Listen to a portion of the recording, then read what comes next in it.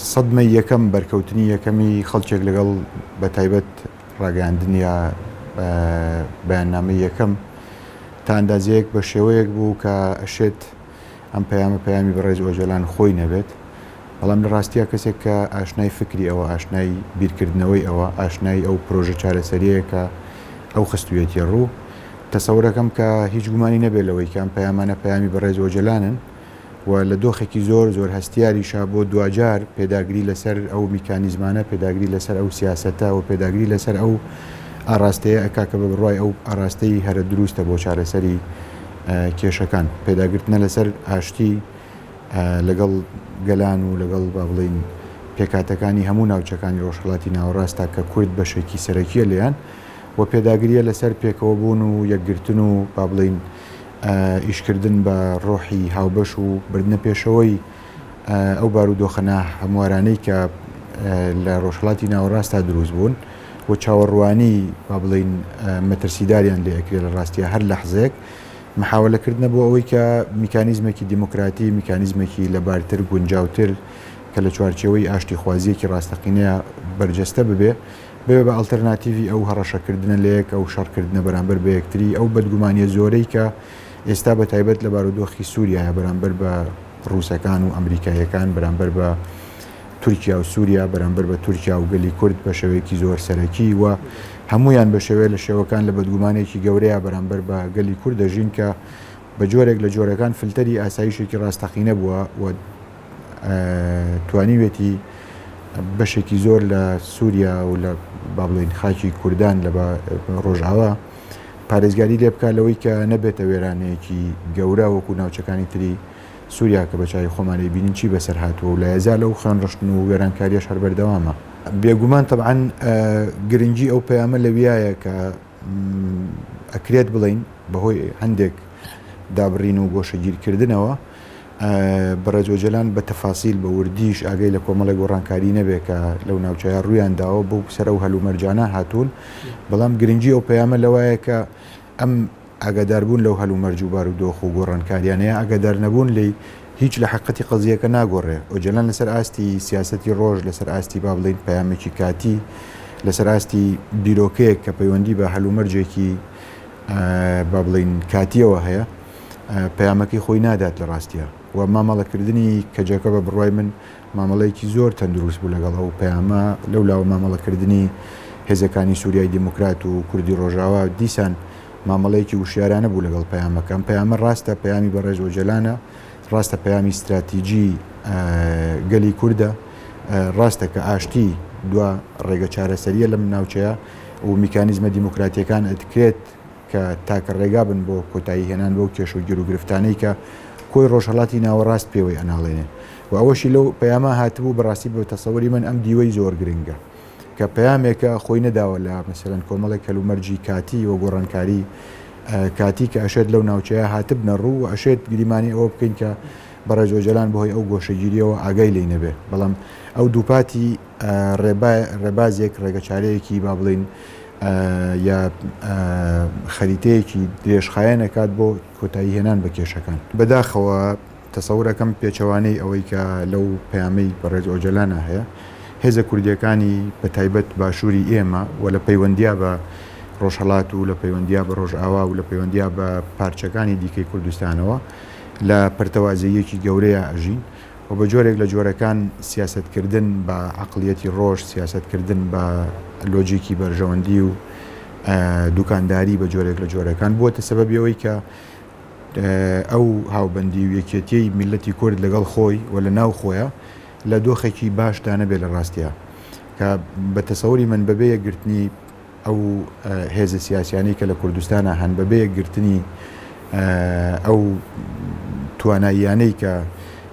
لەم بارودۆخە نوێیانە میلەتی کورد پێویستی پێیەتی ئێمە ئەکرێ جارێکی تر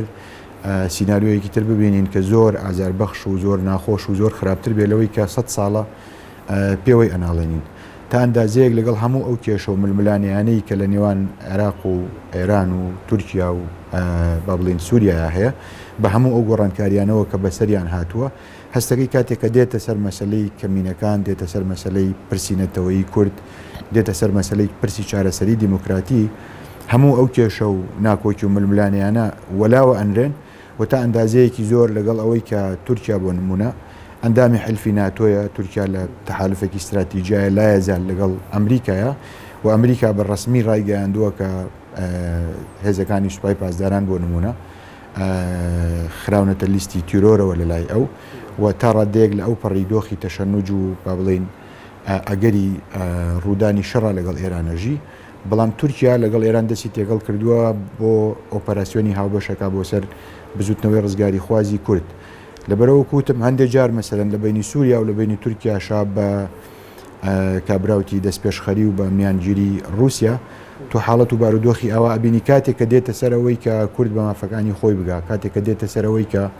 هەلومەرجی دیموکراسی ڕاستەقینە لە ڕۆژهاتی ناوەڕاستە چیە ببێ و گەلانی ئەم ناوچەیە بتوانن فترەیەکی ئارامی و ئاسایش بە خۆیانەوە ببینن ئەو هێزە ناسیۆنالیستی و فاشیستانەی کە لە ڕۆژهڵاتی ناوەڕاستە دەوری کوردیان داوە بە جۆرێک لە جۆرەکان لەسەر ئەم پرسە یەکەکەون و ئەو ناکۆکیانەی خۆیان لە بیرەکەن لە کاتێکە کە ئێمەی کورد بەداخەوە بە جۆرێک لە جۆرەکان دابەشبووین بەسەر لانی کەم دوو هێز لەو هێزە ناوچەیانەیە و هەموو سیاست و استراتیج و تەنانەت ڕێکخستنی ماڵی خۆشمان لەسەر ئەساسی ئاماژەکانی ئەوان لەسەر ئەساسی ئاعازەکانی ئەوان لەسەر ئەساسی دابینکردنی زیاتری بەرژەوەندیەکانی ئەوان ڕێکەخین بە تەسەوری من ئەو خوێندنەوەیە ڕاستێکی زۆری تێدایە ئەگەرچی هەوڵە درێکە بە کێشەی ناوخۆ بە کێشەی با بڵین پەیوەندیدار بە پۆستی سەرۆکایەتی هەرێم و پارێزگاری کەرکووک و کۆمەڵک دابشکردنی هەندێک پۆست و بەرژەوەندی ئەم ناکۆکی و ململانیانە تەفسیر بکرێن بەڵام ڕاستیەکەی ئەوەیە کە لە پشتی پەردەوە ئەم ململانیانە باس لە دابشبوون بەسەر تورکیا و بەسەر ئێران ئاکەن لە ڕاستیە و بە تەسەوری من ئەگەر ئەو ناکۆکیانە ئاوا بچن و ئەگەر ئەو پەیامەی بەڕێز ئۆجۆلان گوێ لێ نەگیرێ بە جۆرێک لە جۆرەکان ئێمە ئەکرێ لە داهاتوویەکی زۆر نزیکە بشێوی گەورە لە باشووریشا ببینین و بەڕاستی بەشێکی زۆری مانەوەی ئەو هەلومەرجەی کە لە باشوور هەیە تا ئەندازەیەکی زۆر پەیوەندی بە لاوازی حکوومەتی مرکز پەیوەندی بە کۆمەڵی کێشەی چواردەور و ناوچەکەەوە پەیوەندی بە حتا پارێزگاریکردنی تورکیا و پارێزگاریکردنی ئێران لە سنوورێکی جیۆستراتیژی خۆیان هەیە و ڕاستە ستاتوەیەکە ئێمە لەوەتی کە حکوومەتی عراق نەماوە و ڕژێمی بەعس کۆتایی پێهاتووە ئەو بارودۆخی کە لە هەرێمی کوردستانە دروست بوو وەکو ستاتوەیەک سەرەتا دروست بوو دوجار بەهۆی کەوتنی ڕژێم و بەهۆی با بڵێن ئیدارەی تازەی بریمەر و داگیرکردنی عراق و ئەم پرۆسانەوە بە جۆرێک لە جۆرەکان هەرێمی کوردستان کەوتە چوارچێوەی پرۆسەیەک یا پرۆژەیەکی دەستوری بەناو فیدرالی لە عێراقا بەڵام ئەم فیدرالیەتە هیچ کاتێک نەکەوتۆتە سەر ئەرزی واقع هیچ کاتێک لە ڕاستیە ئێمە پێدراوە حەقیقەکانیمان لە ئەرزی واقع نەبینیوە هەمیشە ململانەکان لە بینی مرکز و لە بینی هەرێم و لە بینی ئێران و لە بینی تورکیا ململانی نێودەوڵەتیەکان و ململانی هەرێمایەتیەکان و کێشە و پرسی مەسەرەن بۆ نمونە فرۆشتنی نەوت و دارایی و داهاتی عێراق و ئەم جۆرەشتانە بە شێوەی جیاجیا تەسیریان لەسەرەوە کردووە کە ئەم ستاتوێ چارەنووسی چی ئەبێ و بەڕاستی مەسلەی ڕفراندۆم بە جۆرێک لە جۆرەکان هەبوونی ئەم ستاتوێی جارێکی تر بە تەواوەتی خستوێتەوە ژێر پرسیارەوە دیوێکی مەترسیداری ڕفراندۆم بە بڕوای من ئەکرێت کە ئێستا ببینین بریتە لەوەی کە تەنانەت خودی ئەو ئیتیفاقی لەگەڵ حکوومەتی عراقیە هەیە لەسەر ئەساسی دەستورێکی فیدرالی و دەوڵەتێکی فیدرالی بنکۆڵی ئەم ڕێکەوتنەشی کردووە لەبەرەوەی کە ئالتەرناتیڤێکی وەهمی هێناوەتە ئاراوە کە پێوترێ ڕفراندۆم و پێوترێ با بڵێن گشت پرسی لە هەرێمی کوردستان و بە جۆرێک لە جۆرەکانەوەی کە خەڵکی کورد خوازیاری سربەخۆییە لەبەرەوە بە بڕوای من ینی ئێمە ئێستا لەگەڵ حکوومەتی عێراقا و لەگەڵ وڵاتەکانی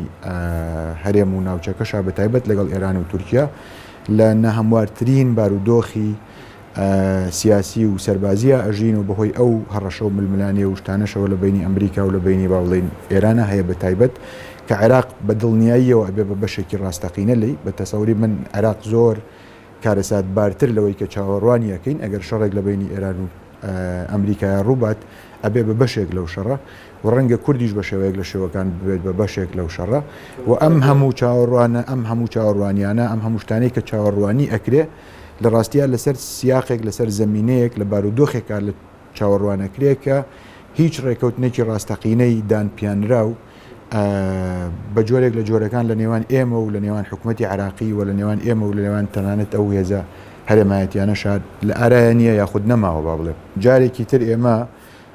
ئەبێ بگەڕێنەوە بۆ سەردەمی سایکس بیکۆ بۆ سەردەمی دابش بوونمان بەسەر ئەو بارودۆخە هەرێمایەتیانەیە کە لە ناوچەکە هەیە بەو دەوڵەتە با بڵین سەردەستانەیە کە لە ناوچەکە هەیە یاخود ئەوەی کە سینناریۆی زۆر مەترسیدارتر لە ڕاستیا بریتە لەوەی کە ئێمە چاوەڕوانی شەڕی ناوخۆ چاوەڕوانی کێشەی گەورەی ناوخۆی خۆمان بین بە دەسیسەی دوژمنانی کورد بە جۆرێک لە جۆرەکان دابش ببین بەسەر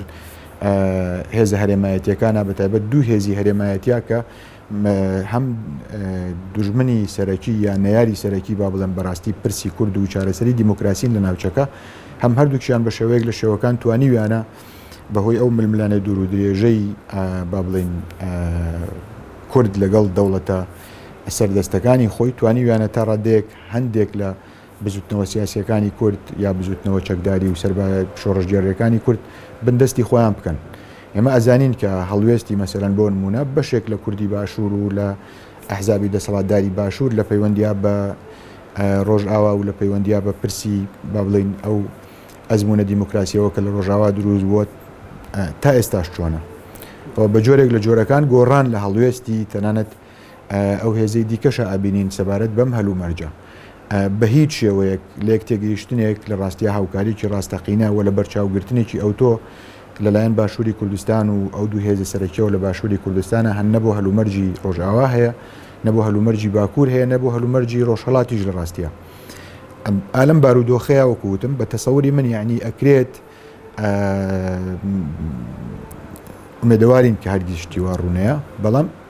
هەندێک لەو هێزە سیاسیە کوردیانە لەلایەن هەندێک لە نەیاران و لەلایەن هەندێک لە ناحەزان و لەلایەن هەندێک لە دەوڵەتانی ناوچەکەوە دژ بە یەکگرتنی کورد دژ بە ئاسایشی کوردستان دژ بە ئەو هەلومەرج و چاوەڕوانیانەی کە ساڵهای ساڵن میلەتی کورد هەیەتی بەکار بهێنرێن بە بڕوای من پاساوێکی زۆر زۆر لاوازە ئەوە ئەکرا بە جۆرێک لە جۆرەکان و لە هەندێک قۆناغا ئێمە بتوانین با بڵین لەوە تێبگەین کە بۆچی بۆ نمونە هێزێکی وەکو پارتی دیموکراتی کوردستان مجامەلە یاخود با بڵین پەیوەندیەک لەگەڵ تورکیایە بە باشە زانێت